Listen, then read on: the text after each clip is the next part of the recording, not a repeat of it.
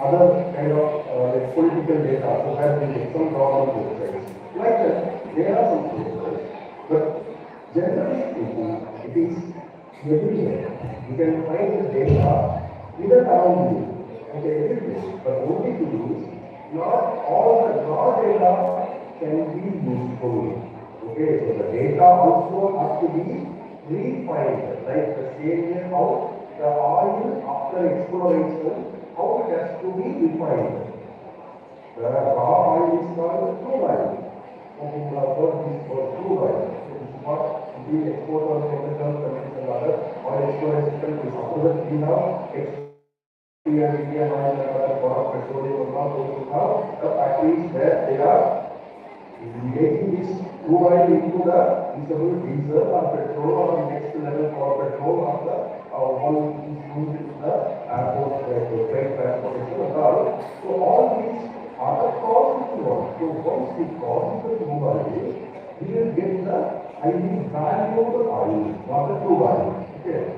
The same way, after collecting the data from the source, it is not that much value, but it has to be refined. So that is what is mentioned in this slide. If you look at this, we have the data, it needs to be identified where it is, then we need to extract it, then we can refine it, then we can distribute. Okay, so because of all these similarities, we are integrating the data as the new oil. But all these, apart from all these similarities, one of these has its own uniqueness also.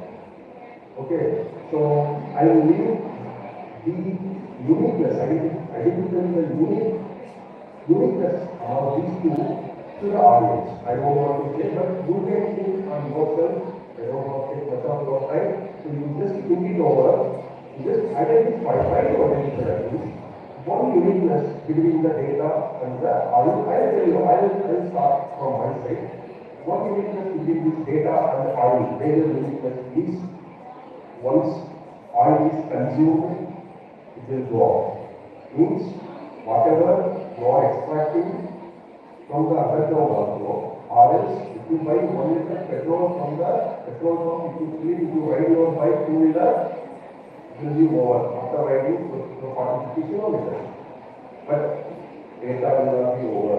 Okay, even though you use the same data for training multiple number of machine learning models, your data will not be over. Your data will not have any depreciation.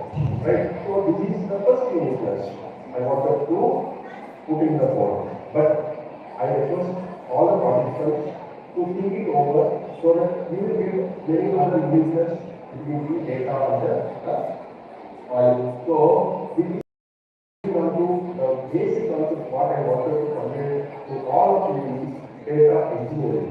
See, everywhere we speak AI, data science, machine learning, cyber security. These are all the trending domains of the computer science. But basically, this data plays a foundational role for everything else, everywhere. Okay. So what is data engineering?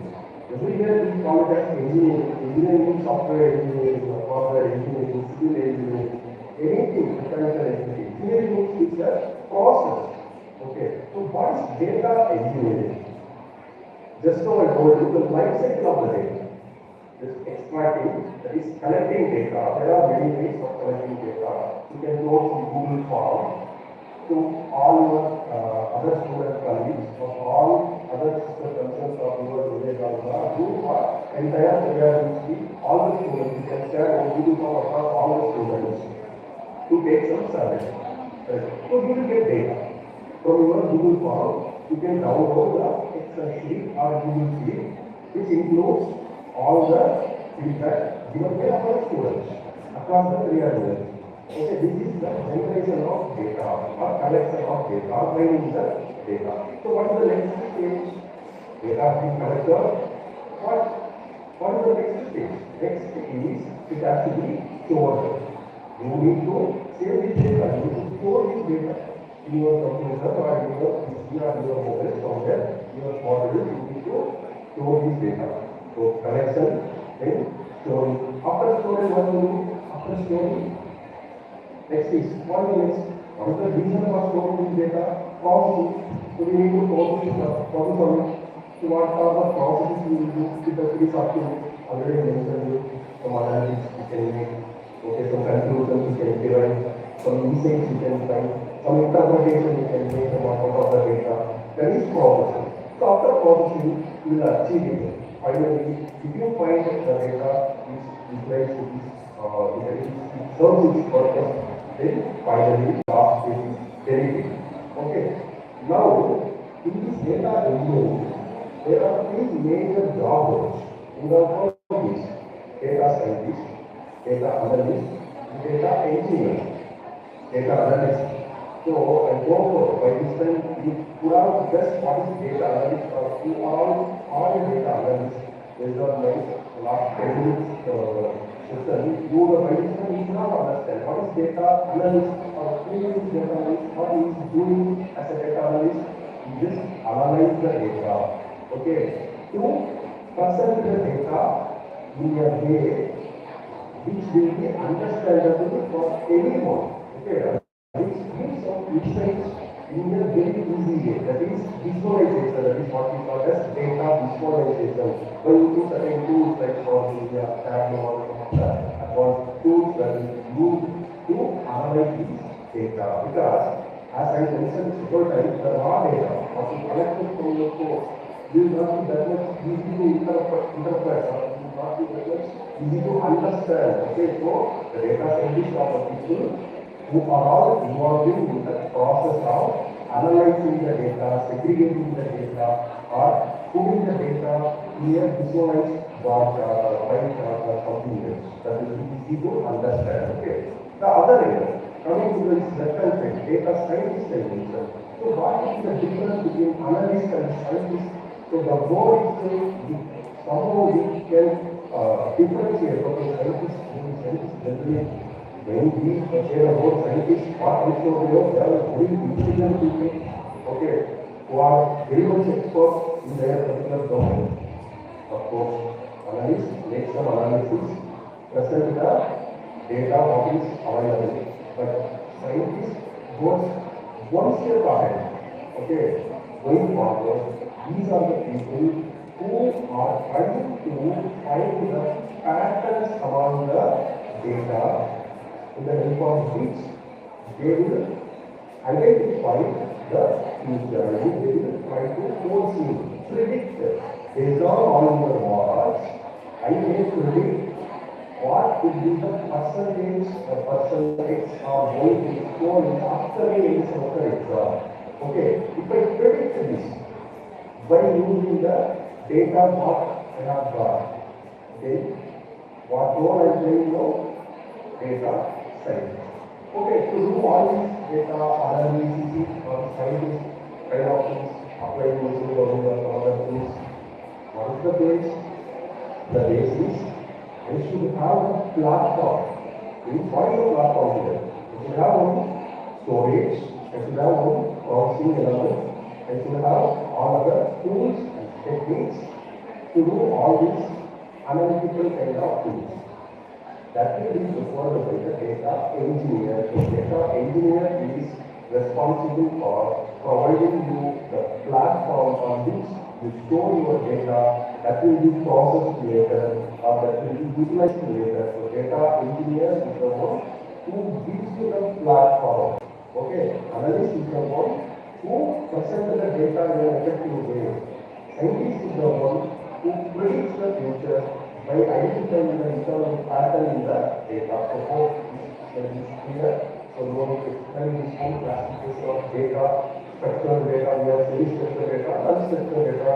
To go into very simple example, structured data means the Excel sheet, you have Excel sheet, you fill the header information, you call it as structured data, semi-structured data, the JSON files, or the some of the documents, textual contents, email content, all these are considered as semi-structured data because we can identify some pattern which the data is given. But unstructured data means completely there will be no header information or there will be no similarities between all the data of this person probably could be the image kind of data or audio from video files and all. So before concluding, I wanted to touch upon this big data because when you talk about the data, we all know what it is, where can we store, how can we process, what is the need of processing, all these things we have discussed in the software of 10 minutes. Now coming to big data. So when you use the word big data, obviously no need to explain, the word big itself gives you really huge amount of data. Okay, something which is very large in size. Not only in this, but generally I will explain in this. So big data. So how to define big data? Can I say 1 billion data as big data? Or can I say 10 billion data as big data? Or can I say 1 billion data as big data? No. You cannot say 1 billion data as big data. Same way you cannot say 1 billion data also big data. You cannot say 100 billion data as big data. You may say, or you may not say. Now I put it in the other side. Now I can say 1 billion data also as a big data, or 1 billion data also as a big data, 100 billion data also a big data. So how this classification is done? If you look at this diagram very closely, you will get some clue. What will you get? See, there is a computer system here. There is a folder means data, obviously. Now I have given this symbol means this data can be loaded on this computer. If you are able to load this amount of data, here we are not measuring the size of the data. You know what is the size of this data, either 10 GB or 100 GB, no information. As well as no information about the size of the hard disk or capacity of this storage device of this computer. Okay. Now for example, I am telling you, if the storage capacity of this computer is 256 GB of SSD hard disk you have. Here I have 1 TB of data in this folder. Okay. It's some 1 million records I have, some images and all structures as well as structured data provided. Now, according to this system, this data can be considered as a big data. Okay, because for this computer, it will not be able to store this data. Obviously, it is not able to store it, it will not be able to process it. Correct? So, for this computer, this data is considered as big data. At the same time, I have one more laptop with 2 TB of hard disk storage. For this laptop, this is not considered as big data. Okay, so for my 1 GB capacity pen drive, even 2 GB of data is also a big data. For my 1 GB of laptop, 10 GB of data is considered as big data, or anything more than 1 GB is considered as big data. So now we have discussed these big data in terms of storage capacity only. But we will not be storage of only memories which needs to be used. The other is processing. Process. That's ultimate activity of collecting and storing data is to process. Okay. So to process the stored data, you need to have the processing mechanism. So you need to have the processing processor.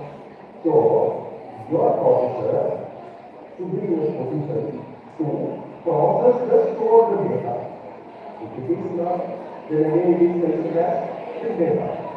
Even though you are able to store the particular data in your hard disk, but your processor is not able to handle data. Okay, then what will happen? Then it is considered as big data. So not only storage, also by considering all these things, all these different layer and external, how do you define the big data exactly? So how do you define the big data? So big data is the one which cannot be stored or processed by using the traditional computing system.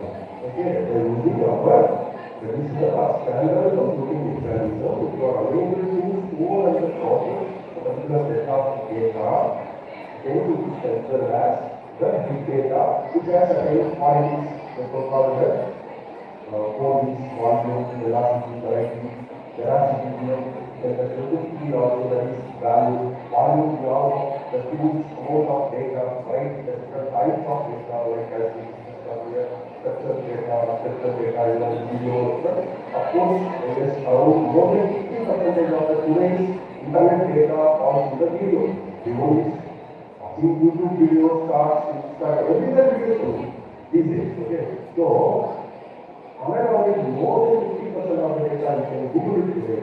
So what is the size of the current video data in the current era? So we will surprise. Definitely it will be more than 50%. So how do you handle all these data in huge size? It use variety, it use veracity. So how do you handle it? The traditional approach is after collecting data, the so-called ETL process. What is ETL? The first one is extracting, then transforming, that is extracting data, transforming data, then loading into the database. This is the traditional one. Okay, so to answer this big data, to solve this big data problem that we know, the traditional system is unable to store and process the big data, what could be the possible solution? The distributed data. Okay, so the distributed computing comes into the picture, where you have multiple number of systems, servers, which really used to store all these data together and which performs in the help of Hadoop or some other technologies used around the framework, which manages all these data better across the different. For example, to give you a very simple example, and giving you as a picture, and giving some 100 evaluation answers. Okay, I wanted to make the sum total of each paper answers. If I give these 100 questions to one student, how much time will it take, how long will it take to the total for all these 100 students paper? Definitely we take 30 minutes, but I wanted to complete this task to be done in 10 minutes, or the student capacity will do. He will distribute the paper across the other 50 students. So each one will get only 2 papers. They will put it as they will totally. Again, give it back to the representative. He will give it to the teacher in record 5 minutes.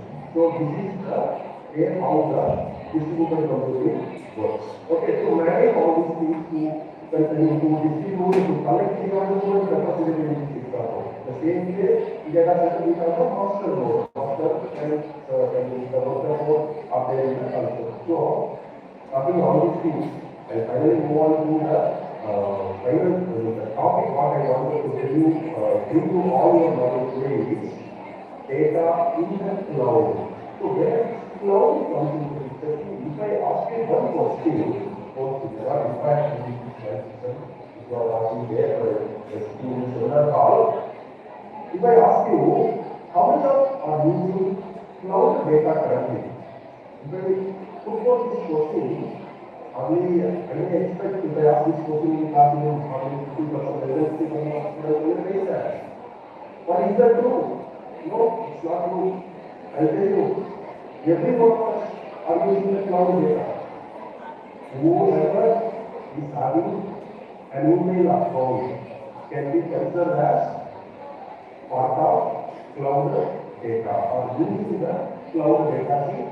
You are reading your emails, you are able to open the emails what is attached to your Gmail from your smartphone or from your laptop or your desktop, which is placed at your phone. So that is data is stored in your smartphone, so it is in your laptop, so it is your desktop, so it is there in the cloud. It is somewhere or in your own.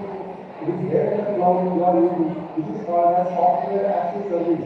They are giving you this Gmail or Hotmail or whatever it may be, they are using this as a service. So what is service? So before going on to the cloud, so let me tell you what this cloud is coming into picture, or how this cloud plays an important role in managing this data or providing this data for the intelligence cloud.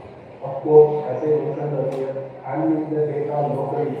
becomes very difficult because of this enormous growth of the data due to the advancement of internet, IoT and other technologies. The devices that are utilizing or generating data is increasing day by day. So of course we need a solution that is cloud data center. So we store all the data in the data centers, which will be processed, which will be again available for the AI intelligence. So this is the simple life cycle which goes across the cloud. This is one example I am taking here. Azure is one of the leading cloud service provider who has all the services for fetching the data and storing it in the data warehouse and providing it for the analytics. Then you can make some analysis from which you will get some decision. This real-time analytics allow you something different like you know how to you can answer your decision, analyze the percentage of this percentage of this percentage and all. These are the real-time analytics. In the live streaming also the analytics is also possible. And of this cloud service provider like AWS or Azure, we can fetch the data. They have the tools, they have the process, which is the extractor, the Azure data factory, data bricks are the tools which will help to extract data from the sources and which will be sent to the Azure Synapses is the another service which is used to process the data which is stored in the data lake. So data lake is nothing but the place where we store all the unprocessed, untransformed data, the raw data. You may have to call it warehouse. Warehouse is nothing but the data is stored after processing. You are collecting data, you need to put it in the structure, you have some other format, then you store it, and it is called the data warehouse. Data lake is, it includes everything, the raw data. So from the raw data, the Azure provides you from the source, it has the services to put the data into the data lake. From the data lake, it has the tools to bring back the data for the analysis, which from the data warehouse, then it will be sent for the visualization. That is analysis for the product of Microsoft. Okay. So these are the other things. So finally, how this AI helps in current small education also already we discussed here. Finally, so this will be the last slide. So how is industry 4.0 that is it is driven by the AI intelligence with the help of the data really helps the sustainable transformation. So what is sustainable? Even your conference title also includes what is sustainable. The development is there, but at cost of what? If we all are using activities, what is the problem? Because of carbon emission, the environmental pollution increases and power consumption also increases.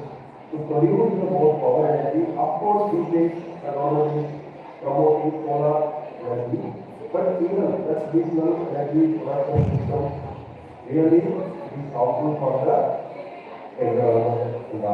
So the sustainable growth means there must be industrialization, that is called small industrialization, with the help of AI and other IoT developers, advanced technologies, which really supports the environment and the economical growth. Okay, so the world is going towards the sustainable industrial transformation with the help of intelligence, which is really done with the help of the available data. So with this, I wish all the participants of the conference and the organizers for having a wonderful day today. So once again, I really feel privileged and happy to be a part of this conference. That's all from my side. Thank you. Thank you very much. Those who really want to do a long presentation, you are requested to come with your presentation outside. யாராச்சும் presentation பண்ணணும், உங்களோட PPT எடுத்துட்டு அப்படியே வெளியே வாங்க, presentation போட போகணும்.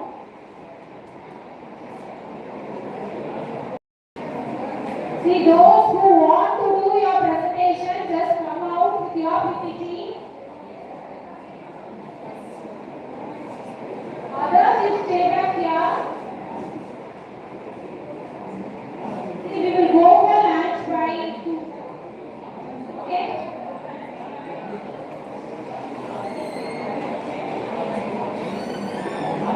Those who want to do your presentation, please.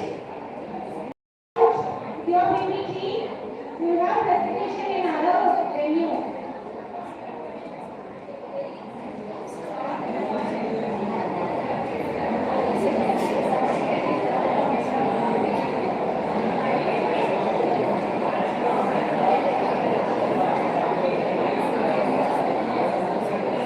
Others, stay back here.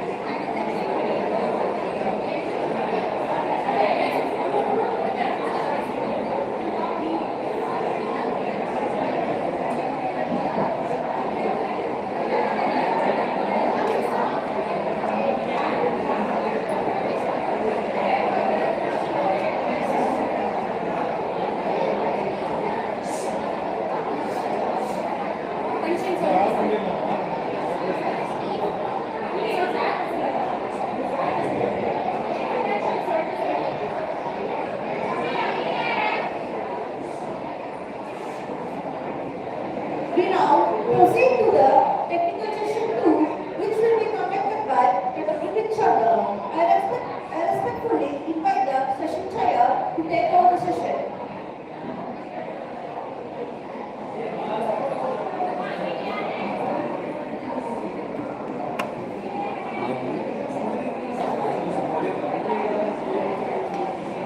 Check. Hi guys, good afternoon. Can you hear me? I know you can hear me, but I know you don't know how to listen to me. Guys, can you give me your attention for a while? So I have two opportunities. One thing, this is slide, hardly you can read it by yourself. I'm the founder chairman of Decoder Technologies, and I'll be having a drive. You understand? I need analysts, those who know GenAI, Power BI, Tableau. I repeat, I have an opening for GenAI, Power BI, and Tableau. Now, people who are interested, post the session, we have a discussion. Can we have a discussion on this? If you are interested in a job, then what we actually do in the industry, what would be a job description? That's what our today's session. Can we go into that? Cool, man. So, today my session is 8 decision support systems for industrial excellence. So, industrial excellence is nothing but how to make money better. So, in Decoder Technologies, what we generally do, we do digital transformation and we do digital optimization for the clients to increase their business, to increase their potential, to increase their market reach.